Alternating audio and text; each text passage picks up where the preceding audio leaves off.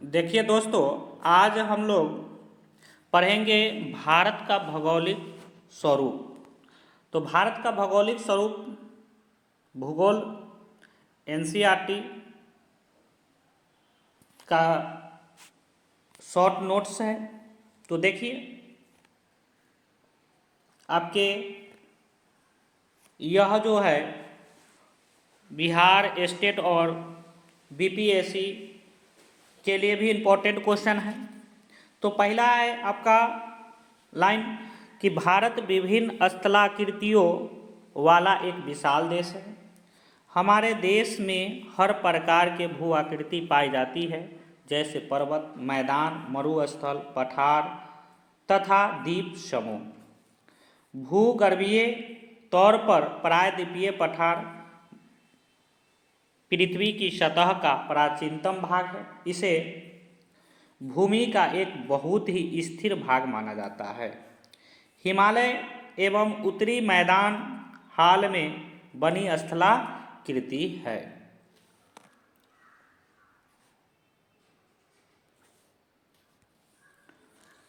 हिमालय पूरी पर्वत श्रृंखला एक युवा स्थलाकृति को दर्शाती है, जिसमें ऊंचे शिखर, गहरी घाटियां, तेज बहने वाली नदियां, उत्तरी मैदान जलोढ़ निक्षेपों से बना है। प्रायद्वीपीय पठार आग्नेय तथा रूपांतरित शैलों वाली कम ऊंची पहाड़ियों एवं चौड़ी घाटियों से बना है। इसकी मुख्य भौगोलिक वितरण भारत की भौगोलिक आकृतियों को निम्नलिखित वर्गों में विभाजित किया जा सकता है। एक में हिमालय पर्वत श्रृंखला, क्या है? हिमालय पर्वत श्रृंखला। दो में उत्तरी मैदान, तीन में है प्रायद्वीपीय पठार, चार में है भारतीय मरुस्थल, पाँच में है तटीय मैदान और 6 में है द्वीप समूह। तो इसको ध्यान रखिएगा।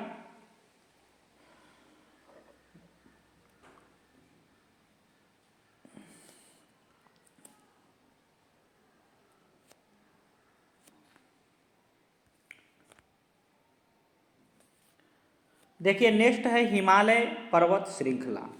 भारत के उत्तरी सीमा पर विस्तृत हिमालय भूगर्भीय रूप से युवा एवं बनावट दृष्टिकोण से बलित पर्वत श्रृंखला। ये पर्वत श्रृंखलाएं पश्चिम पूर्व दिशा में सिंधु से लेकर ब्रह्मपुत्र तक फैली है।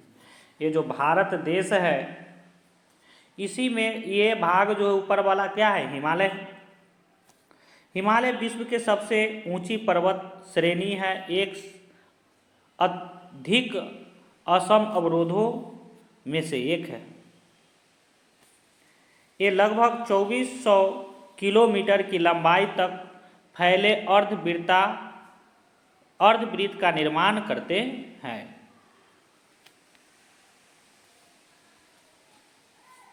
इसकी चौड़ाई कश्मीर में 400, याद रखिएगा, कश्मीर में कितना? 400, और अरुणाचल प्रदेश में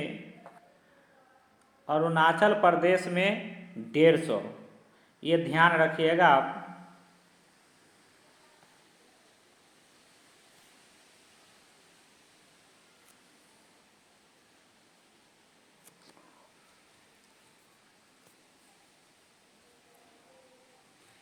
पश्चिमी भाग की अपेक्षा पूर्वी भाग की ऊंचाई अधिक विविधता पाई जाती है।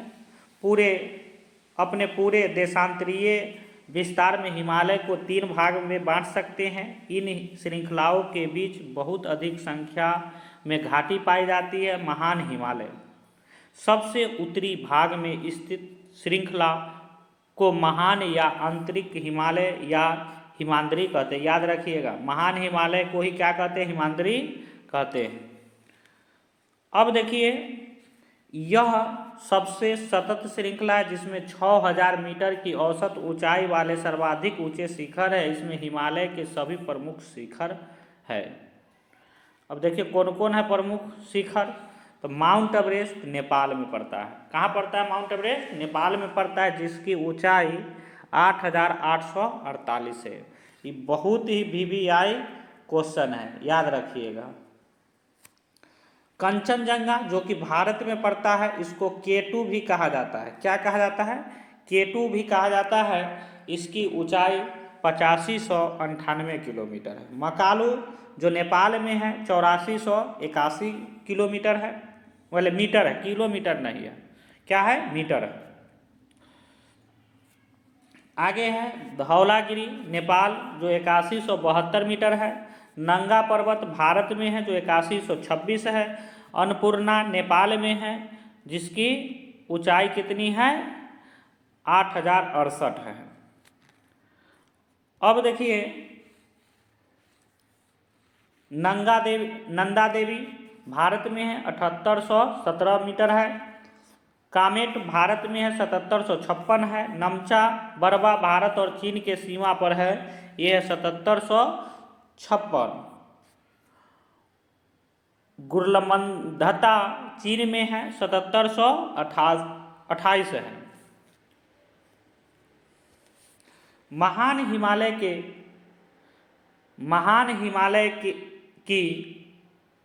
के बल्ले की प्रकृति असीमित हिमालय के इस भाग का क्रोड ग्रेनाइट से बना। याद रखिएगा, ग्रेनाइट आप याद रखिएगा। ये श्रृंखला हमेशा बर्फ से ढकी रहती है, इससे बहुत सी हिमानिया का प्रवाह होता है। हिमाचल या लघु हिमालय हिमाद्री के दक्षिण में स्थित श्रृंखला हिमाचल या निम्न हिमालय के नाम से जानी जाती है। इन श्रृंखलाओं का निर्माण मुख्यतः अधिक संपीड़ित तथा परिवर्तित शैलों से हुआ है। इसकी ऊंचाई 3700 मीटर से 4500 मीटर के बीच है तथा औसत ऊंचाई 50 किलोमीटर है। तथा औसत ऊंचाई कितना है? 50। पीर पंजाल सबसे लंबी तथा सबसे महत्वपूर्ण श्रृंखला है।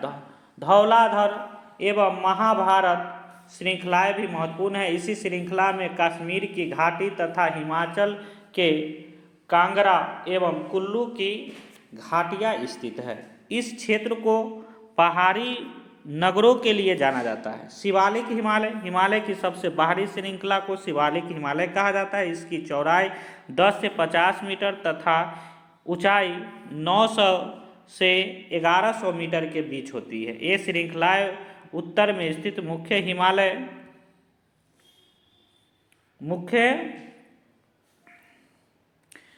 हिमालय श्रृंखला से नदियों द्वारा लाई गई असंपीड़ित अवसादों से बनी है। एक घाटियां बजरी तथा जलोढ़ मोटी परत से ढकी हुई है।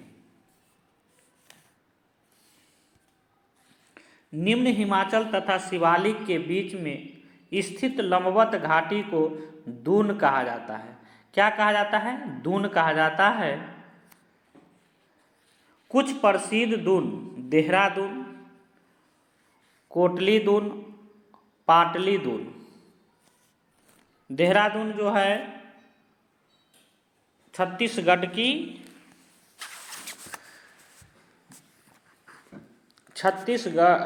यहाँ उत्तराखंड की राजधानी है।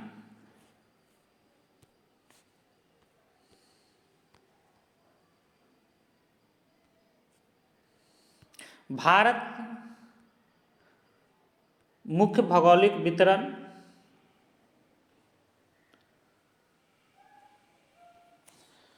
इस उत्तर दक्षिण के अतिरिक्त हिमालय को पश्चिम से पूर्व तक स्थित क्षेत्रों के आधार पर भी विभाजित किया गया है। इन वर्गीकरणों को भारत घाटी की सीमाओं के आधार पर किया गया। सतलुज एवं सिंधु के बीच स्थित हिमालय भाग को पंजाब हिमालय, जिसकी लंबाई है 560 के नाम से जाना जाता है।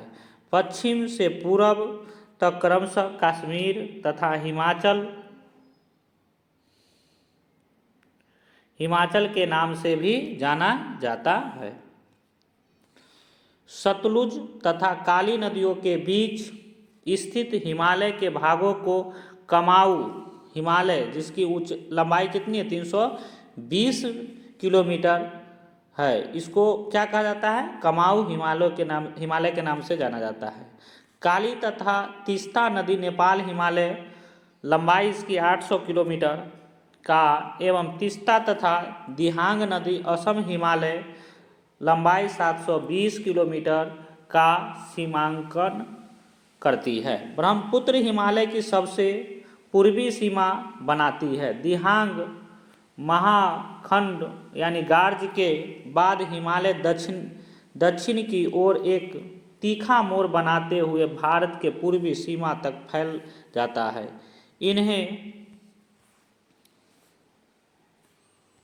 इन्हें पूर्वांचल तथा पूर्वी पहाड़ियों तथा पर्वत श्रृंखलाओं के नाम से जाना जाता है।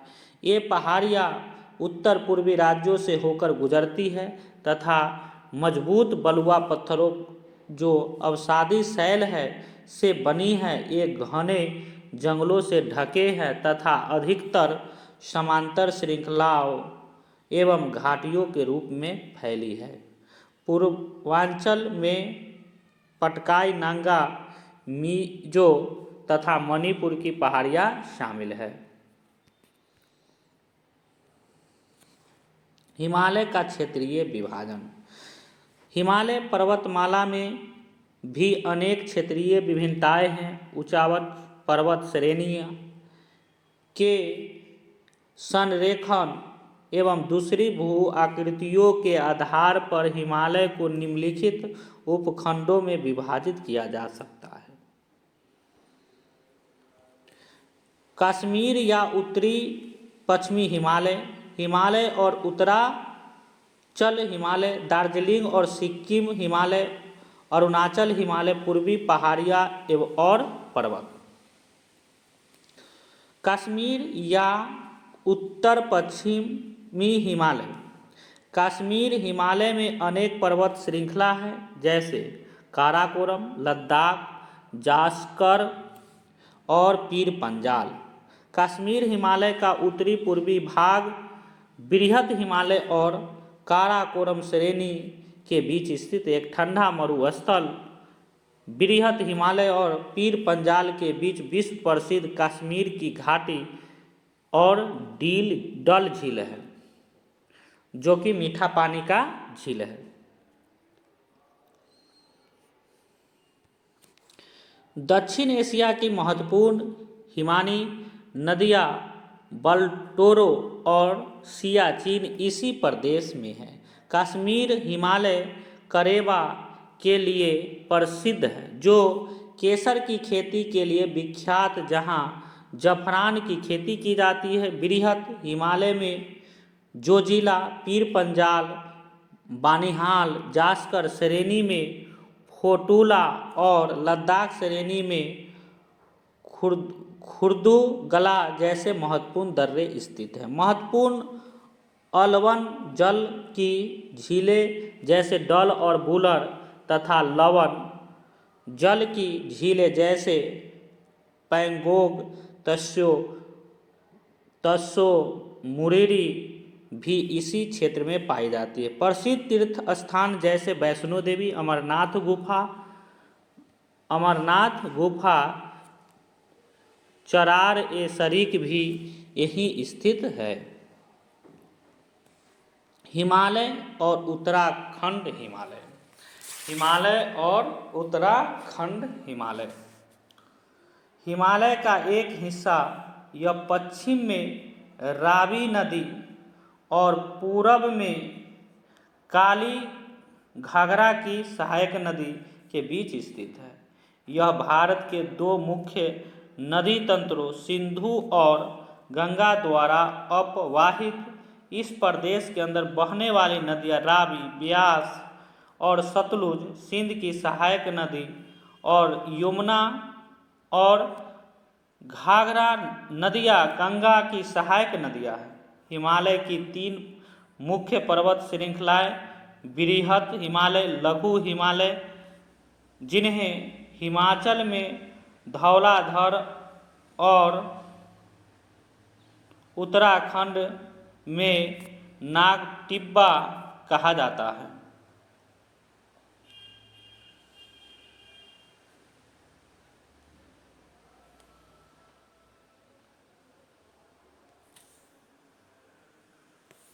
दक्षिण दिशा में फैली शिवालिक श्रेणी इस हिमालय खंड में स्थित है। लघु हिमालय 1000 से 2000 मीटर ऊंचाई वाले पर्वत ब्रिटिश प्रशासन के लिए मुख्य आकर्षक का केंद्र रहा है। कुछ महत्वपूर्ण पर्वत नगर: धर्मशाला, मसूरी, कसौली, अल्मोड़ा, लैंसडाउन, रानीखेत इसी क्षेत्र में स्थित है। इस क्षेत्र की दो महत्वपूर्ण स्थलाकृति शिवालिक और दून है। यहाँ स्थित कुछ महत्वपूर्ण दून चंडीगढ़, कालका का दून, नागागढ़ दून, देहरादून, हरिक दून तथा कोटा दून शामिल है। इसमें देहरादून सबसे बड़ी घाटी है। इसकी लंबाई 35 से 45 किलोमीटर और चौड़ाई 22 से 25 किलोमीटर है। बृहद हिमालय की घाटियों में भोटिया प्रजाति के लोग रहते हैं। ध्यान रखिएगा, किस जाति के लोग रहते हैं? भोटिया प्रजाति के, VVI है, भोटिया प्रजाति के लोग रहते हैं। यहाँ खाना बदोश लोग हैं जो ग्रीष्म ऋतु में बुग्याल यानी ऊंचाई पर स्थित घास के मैदान में चले जाते हैं। शरद ऋतु में घाटियों में लौट आते हैं। प्रसिद्ध फूलों की घाटी इसी पर्वतीय क्षेत्र में चमोली जिले में है। गंगोत्री, यमुनोत्री, केदारनाथ, बद्रीनाथ तथा हेमकुंड साहिब भी इसी इलाके में स्थित है। अब है आपका दार्जिलिंग और सिक्किम हिमालय। इसके पश्चिम में नेपाल हिमालय और पूरब में भूटान हिमालय। यह एक छोटा परंतु हिमालय का सबसे महत्वपूर्ण भाग है। यहाँ तेज बहाव वाली तीस्ता नदी बहती है और कंचनजुंगा जैसी ऊंची चोटियों और गहरी घाटियाँ पाई जाती है।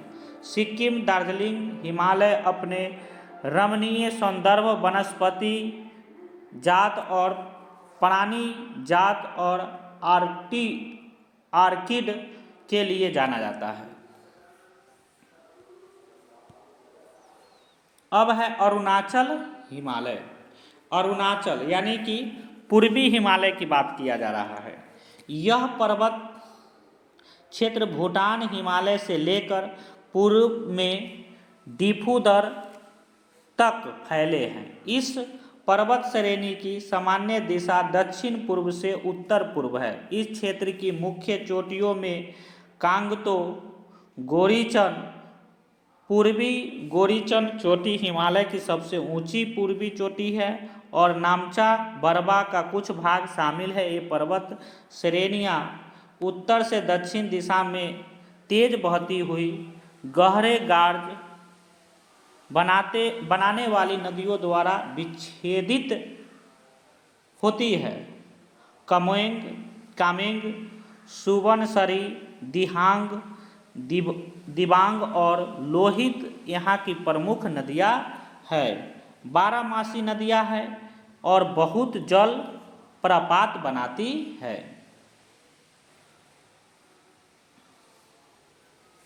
इस क्षेत्र में पश्चिम से पूर्व में बसी कुछ जनजातियाँ इस प्रकार है। देखिए ये सब याद रखिएगा। नोनपा, अबोर, मिसमी, नीसी, नागा। इसमें से ज़्यादातर जनजातियाँ झुमिंगिंग खेती करती हैं। इसको झूम की खेती भी कहा जाता है। झूम की खेती क्या कहा जाता है? झूम की खेती। इसे स्थानांतरी कृषि या स्लैश तथा वन कृषि भी कहा जाता है। पूर्वी पहाड़ियाँ और पर्वत। पूर्वी पहाड़ियाँ और पर्वत।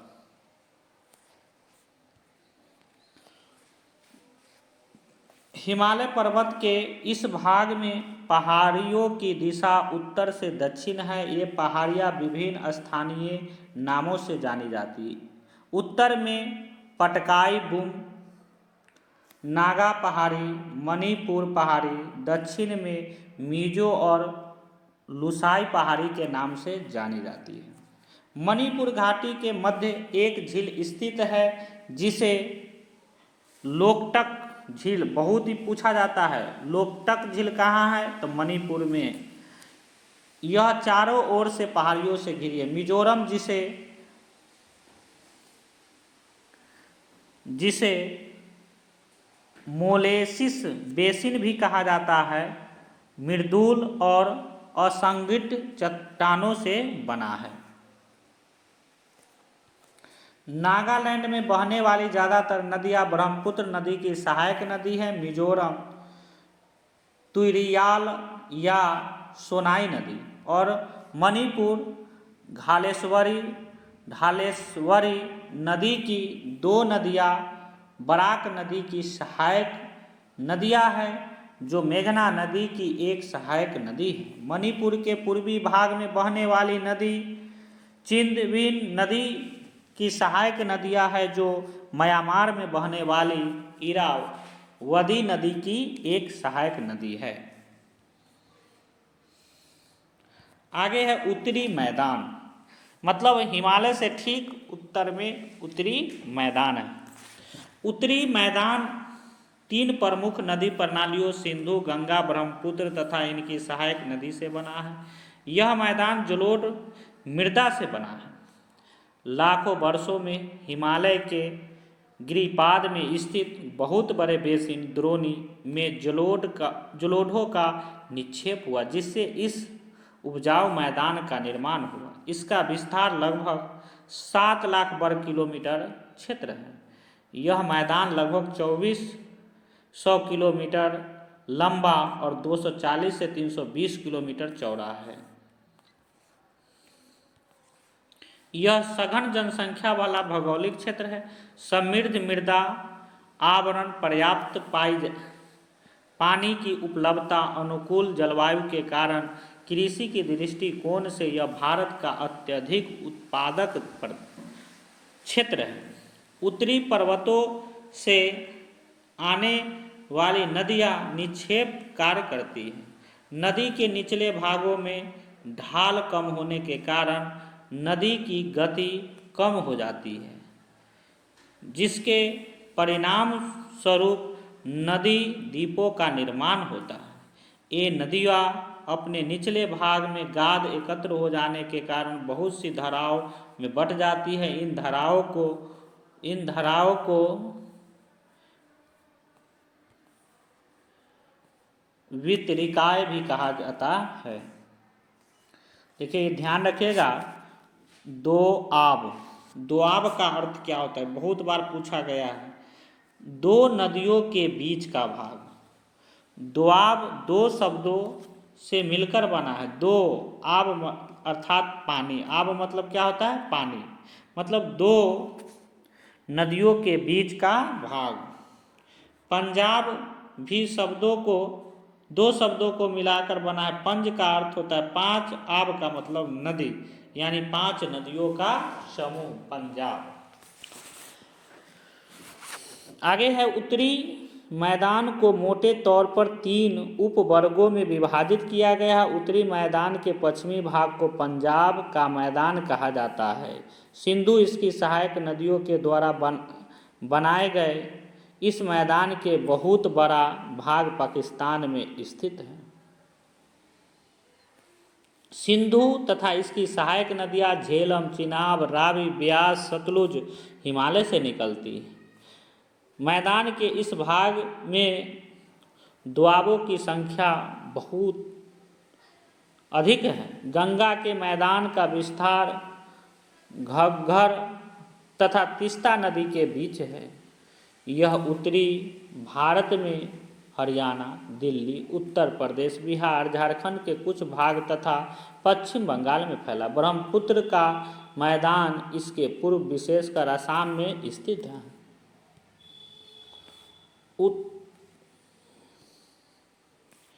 उत्तरी मैदानों की व्याख्या सामान्यतः इसके ऊंचावचों के बिना किसी विविधता वाले समतल स्थल के रूप में की जाती है। आकृतिक विभिन्नता के आधार पर उत्तरी मैदानों को 4 भागों में विभाजित किया जा सकता है। नदी या पर्वत से नीचे उतरते समय शिवालिक की ढाल पर 8 से 16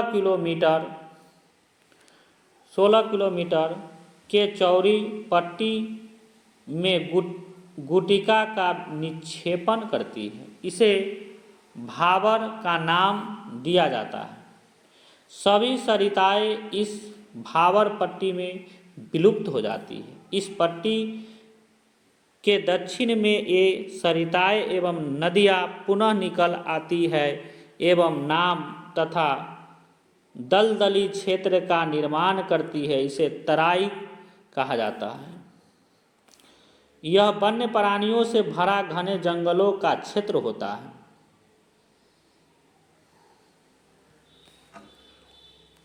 उत्तरी मैदान का सबसे विशालतम भाग पुराने जलोढ़ का बना ये नदियों के ढाल वाले मैदान के ऊपर स्थित तथा वेदिका जैसी आकृति प्रदर्शित करते हैं। इस भाग को भांगर के नाम से जाना जाता है। इस क्षेत्र की मृदा में चूनेदार निक्षेप पाए जाते हैं जिसे स्थानीय भाषा कंकर कहा जाता है। बाढ़ वाले मैदान के नए तथा युवा निक्षेप को खादर कहा जाता है। इनका लगभग प्रत्येक वर्ष पुनर्निर्माण होता है, इसलिए ये उपजाऊ होते हैं तथा गहन खेती के लिए आदर्श होते हैं। प्रायद्वीपीय पठार। प्रायद्वीपीय पठार एक मेज की आकृति वाला स्थल है जो पुराने क्रिएटलीय अग्नेय तथा रूपांतरित शैलों से बना है। ये गोंडवाना भूमि के टूटने एवं अपवाह के कारण बना था तथा यही कारण है कि यह प्राचीनतम भूभाग का एक हिस्सा है। प्रायद्वीपीय पठार तिकोने आकार वाला कटा फटा भूखंड है जिसकी ऊंचाई 6000 से 9000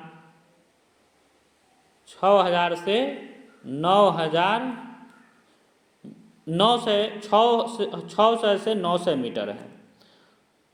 उत्तर पश्चिम में दिल्ली, कटक, अरावली विस्तार,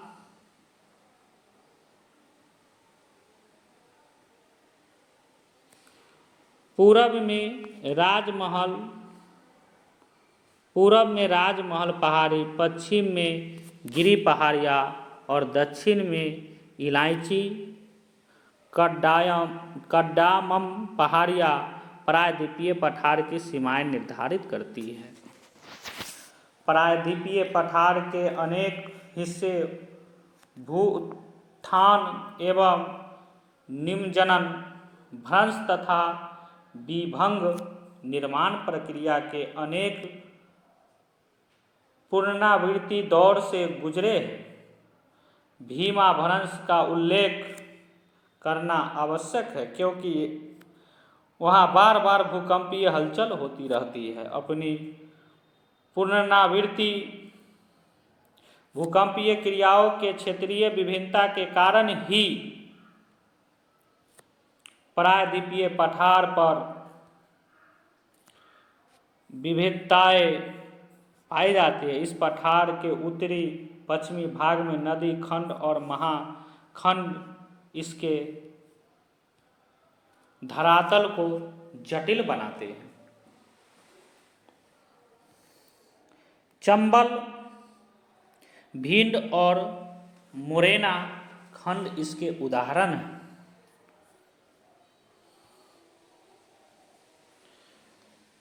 नर्मदा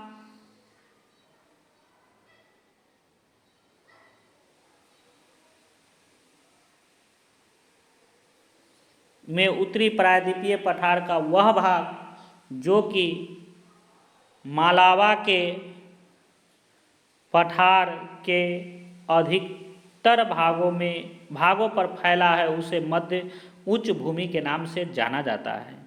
विंध्य श्रृंखला दक्षिण में सतपुरा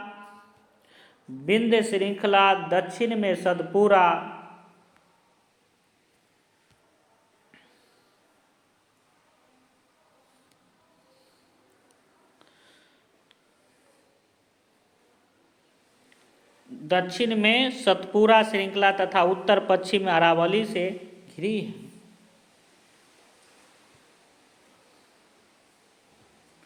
मध्य उच्च भूमि पश्चिम में चौड़ी लेकिन पूरब में संकीर्ण है। इस पठार के पूर्वी विस्तार को स्थानीय रूप से बुंदेलखंड और बहेलखंड के नाम से जाना जाता है।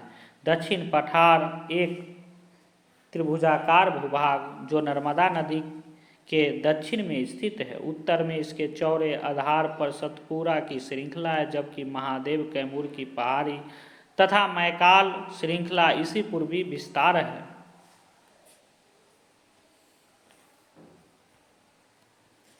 दक्षिण के का पठार पश्चिम में ऊंचा एवं पूरब की ओर कम ढाल वाला। इस पठार का एक भाग उत्तर पूरब में भी देखा जाता है, जिसे स्थानीय रूप से मेघालय कार्बी एंगलोंग पठार और उत्तर कचार पहाड़ी के नाम से जाना जाता है। पश्चिम से पूरब की ओर तीन महत्वपूर्ण श्रृंखलाएं गोरो खासी और जैंतिया है। पूर्वी घाटी का विस्तार महानदी घाटी से दक्षिण में नीलगिरी तक है। पूर्वी घाटी का विस्तार सतत नहीं है, ये अनियमित और एवं बंगाल की खाड़ी में गिरने वाली नदियों ने इनको काट दिया है। इस भाग के शिखर ऊंचे अन्नामलाई की पहाड़ी की सबसे ऊंची चोटी, दक्षिण भारत का सर्वोच्च चोटी अनाईमुडी 2695 मीटर तथा दक्षिण भारत की दूसरी सर्वोच्च चोटी डोडा बेटा, याद रखिएगा डोडा बेटा बहुत भी आई है। दक्षिण भारत की सबसे ऊंची चोटी है डोडा बेटा, नीलगिरी पहाड़ी में स्थित है,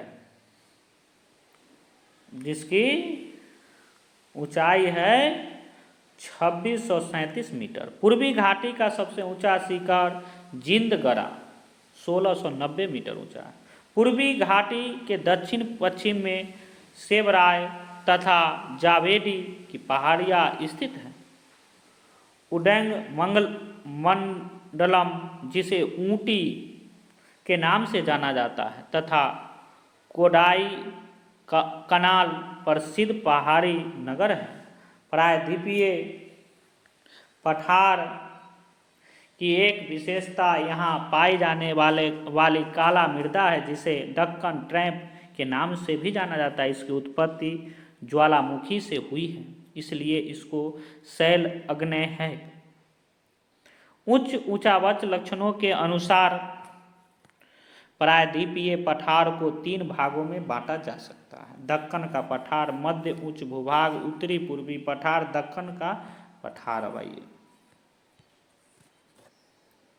इसके पश्चिम में पश्चिमी घाट, पूरब में पूर्वी घाट और उत्तर में सतपुरा, मैकाल और महादेव पहाड़ियाँ।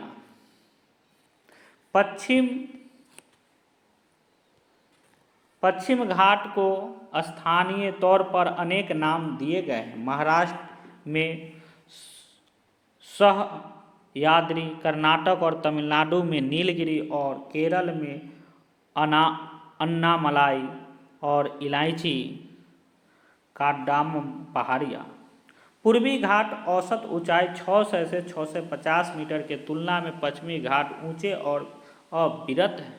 इसकी औसत ऊंचाई लगभग 1200 मीटर है। पूर्वी घाट अविरत नहीं है और महानदी गोदावरी, कृष्णा और कावेरी नदियों द्वारा अपरदित है।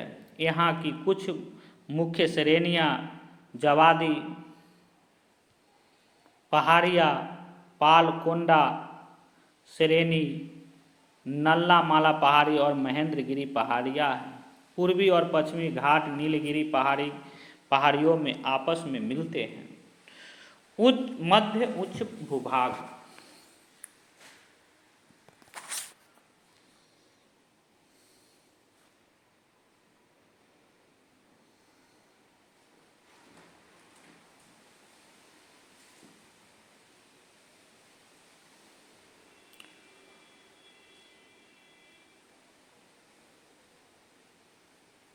चलिए देख लेते हैं थोड़ा सा और।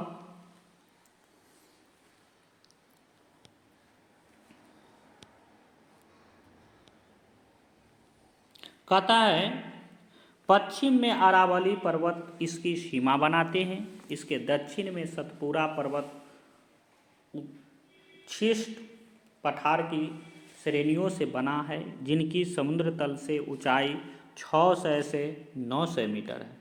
ये दक्कन पठार की उत्तरी सीमा बनाते हैं। ये अवशिष्ट पर्वतों के उत्कृष्ट उदाहरण है, जो कि बाकी हद तक अपर्दित है और इसकी श्रृंखला टूटी हुई है। मध्य उच्च भूभाग का पूर्वी विस्तार राजमहल की पहाड़ियों तक है, जिसके दक्षिण में स्थित छोटा नागपुर पठार खनिज पदार्थों का भंडार है। उत्तर पूर्व पठार वास्तव में यह प्रायद्वीपीय पठार का ही एक विस्तारित भाग है। यहाँ माना जाता है कि हिमालय से उत्पत्ति के समय में इंडियन प्लेट के उत्तर पूर्व दिशा में खिसकने के कारण राजमहल पहाड़ियों और मेघालय के पठार के बीच भ्रंश घाटी बनने से यह अलग हो गया था। कालांतर में यह नदी द्वारा जमा किए गए जलोढ़ द्वारा पाट दिया गया। आज हिमालय मेघालय कार्बी एंगलोंग पठार इसी कारण से मुख्य प्रायद्वीपीय पठार से है, अलग थलग है।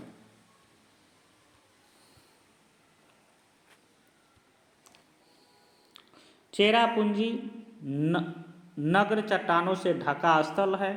यहाँ वनस्पति लगभग नहीं के बराबर है। तो आज तक इसमें इतना ही। फिर अगले पार्ट में हम अगले PDF को लोड करेंगे। धन्यवाद। जय हिंद, जय भारत।